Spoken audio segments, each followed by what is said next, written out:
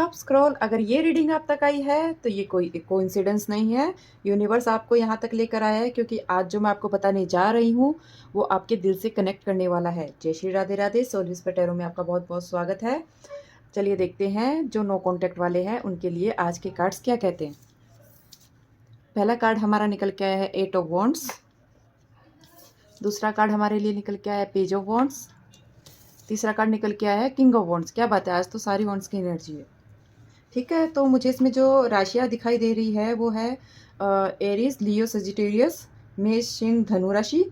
Number मुझे दिखाई दे रहे हैं 5, 8, 11, 23, 2 और लेटर्स मुझे दिखाई दे रहे हैं ASRMKN। अगर ये हैं तो ठीक है, नहीं तो आप एनर्जी पे फोकस कीजिए और था और थी पे बिल्कुल भी फोकस मत कीजिए क्योंकि जेंडर स्पेसिफिक नहीं है, टाइमलेस है। जब भी आपके पास आएगी तभी आपसे रेजोनेट करेगी। चलिए देखते हैं आपके कार्ड्स क्या बताते हैं। नो कॉन्टैक्ट वालों के लिए यहाँ एक स्ट्रॉन्ग फायर एनर्जी आ रही है। 8 ऑफ वॉन्ड्स दिखाता है कि वो आपको आपसे दूर रहकर भी आपको बार बार याद कर रहे हैं, बार बार आपकी फ़ोटोज़ देख रहे हैं, आपको स्टॉक कर रहे हैं सोशल मीडिया पे। आपके जो मैसेज पुराने मैसेजेस थे वो पढ़ रहे हैं और इसका मतलब ये है कि वो इमोशनली शांत नहीं है, वो अंदर से जल रहे हैं। वो आपको बहुत याद कर रहे हैं, कभी कभी फ़ोन उठाकर मैसेज भी टाइप कर लेते हैं लेकिन फिर वापस से डिलीट भी कर देते हैं। नो कॉन्टैक्ट ने उन्हें शांत नहीं किया बल्कि और ज़्यादा रेस्टलेस फील करवा दिया है। जब जब आपको उनकी याद आती है ना, तब तब आप ये समझिए कि उनको भी आपकी याद आती है क्योंकि जितना प्यार आपने किया था, जितना आपने इस रिश्ते को टाइम दिया था, उतना ही उन्होंने भी दिया था। ठीक है, यहाँ क्लियरली कन्फ्यूज़न और फाइट चल रही है। इस कार्ड में थर्ड पार्टी भी मुझे दिखाई दे रही है लेकिन जिस तरह से आप उस थर्ड पार्टी को सोच रहे हो वैसी वो बिल्कुल भी नहीं है। जैसा आप सोच रहे हो कि दिल से रिश्ता है, नहीं, दिल से नहीं, किसी मतलब का रिश्ता चल रहा है। आपका पार्टनर अब कंपैरिजन कर रहा है आपके और थर्ड पार्टी के बीच में। थर्ड पार्टी के साथ उनका कोई ईगो क्लैश चल रहा है।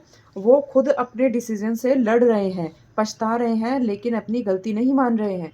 जैसा वो आपके साथ करते थे वैसा ही उन्होंने थर्ड पार्टी के साथ भी किया लेकिन थर्ड पार्टी ने उनको उनकी औकात दिखा दी क्योंकि आपके साथ जो उन्होंने किया आपने हर बार बर्दाश्त किया लेकिन थर्ड पार्टी वो बर्दाश्त नहीं कर रही है। थर्ड पार्टी उन्हें दिखा रही है कि उसकी औकात क्या है।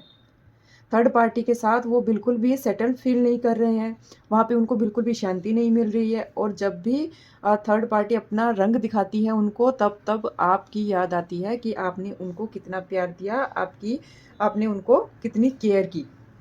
नाइट ऑफ वॉन्ड्स दिखाता है कि आपका पर्सन जो है वो पैशनेट तो है, ठीक है, पैशनेट तो बहुत ज़्यादा है, अट्रैक्शन भी बहुत स्ट्रॉन्ग फील करता है लेकिन कमिटमेंट देने में बहुत ज़्यादा वीक है। ये वो व्यक्ति है जो दिल से सब कुछ फील करता है लेकिन जैसे ही वो दिल की बातें घूम फिर कर दिमाग में आती है तो डिसीजन को डीले कर देता है। दिल करता है अभी मिलूँ, अभी बात करूँ, लेकिन जैसे ही फ़ोन उठाते तो दिमाग कहता है नहीं। उसके पास जाएगा तो वो 10 सवाल करेगी और तुझे जवाब देना पड़ेगा, तुझे नीचे देखना पड़ेगा। तो ये सब चीज़ें उन्हें रोक रही है। आप उसकी लाइफ का वो पार्ट हो जिसे वो इग्नोर तो कर सकता है लेकिन उसे कभी भी रिप्लेस नहीं कर पाएगा।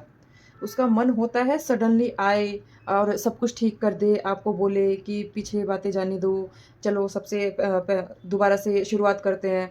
लेकिन वही बात है ना कि जो वो नो कॉन्टैक्ट में डाल के गया है उसका जवाब तो आप मांगोगे ना कि क्या हुआ, क्यों गया था, किसके पास गया था।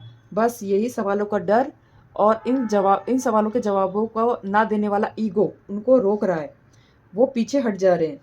आपका साइलेंस उसके लिए सबसे बड़ी सज़ा बन चुकी है। आपने जो इतने लंबे टाइम से उससे बात नहीं की है ना, वो उसके लिए सबसे बड़ी सज़ा है क्योंकि आज तक कभी ऐसा नहीं हुआ कि आप दोनों के बीच में इतना लंबा साइलेंस चला हो। उसने आपको हमेशा फॉर ग्रांटेड लिया है, आपको हमेशा अवेलेबल समझा और विश्वास कीजिए आप, ये उनको अंदर से हिला रहा है कि ये उसने क्या कर दिया। मैंने सोचा था कि 2 दिन मैं उससे बात नहीं करूँगा तो वो रोते-धोते वापस मेरे पास आएगी और बोलेगी पीछे की बातें जाने दो, लेकिन यहाँ तो बाजी इस बार उल्टी पड़ गई है। ठीक है, उनकी तरफ से आपके पास कोई इनडायरेक्ट अप्रोच भी आ सकती है, कोई अचानक से कोई मैसेज भी आ सकता है या फिर आपकी किसी फ्रेंड के थ्रू वो आपके बारे में पूछताछ कर सकते हैं। लेकिन आपको इस बार बिल्कुल भी कमज़ोर नहीं पड़ना है क्योंकि मुझे दिख रहा है कि आप अपने आप को बहुत स्ट्रॉन्ग बना रहे हो और यही जो आप अपने आप को स्ट्रॉन्ग दिखा रहे हो ना, वो उनको हिला रहा है, वो उनको अंदर से जला रहा है कि मेरे बिना जो इंसान मेरे बिना कुछ टाइम तक नहीं रह पाता था, आज इतने महीने हो गए, इतना टाइम निकल गया, वो मेरे बिना कैसे रह पा रहा है।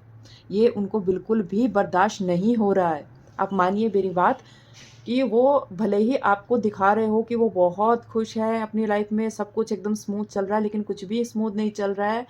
उनका ऐसे समझ लीजिए कि उनके इमोशंस बिल्कुल हिल चुके हैं, उन्हें समझ में नहीं आ रहा है कि वो क्या करे, क्या ना करे। आपके पास आने का उन्हें कोई रास्ता दिखाई नहीं दे रहा है, वो कोई प्लानिंग भी नहीं कर पा रहे हैं, लेकिन वो वापस आएँगे, ज़रूर आएँगे, क्योंकि आपने जो उनको प्यार दिया है ना, वो प्यार उनको कहीं से भी नहीं मिल पा रहा है, वो बहुत मिस कर रहे हैं उस प्यार को। अगर आपसे ये भाग रेज़ोनेट हो रहा है, तो प्लीज़ आप लाइक ज़रूर कीजिए एनर्जी एक्सचेंज के लिए। मेरे चैनल को फ़ॉलो ज़रूर कीजिए, मेरे पेज को फ़ॉलो ज़रूर कीजिए और कमेंट में राधे राधे लिखिए फॉर एनर्जी एक्सचेंज, ठीक है? और अगर आप अपने पार्टनर को, अपनी लव लाइफ़ को या फिर करियर फाइनेंस को थोड़ा डीपली जानना चाहते हो, तो आप पर्सनल रीडिंग बुक कर सकते हैं। मैं बहुत ही कम चार्जेज़ में पर्सनल रीडिंग करती हूँ। तो आज के लिए इतना ही। जय श्री राधे राधे।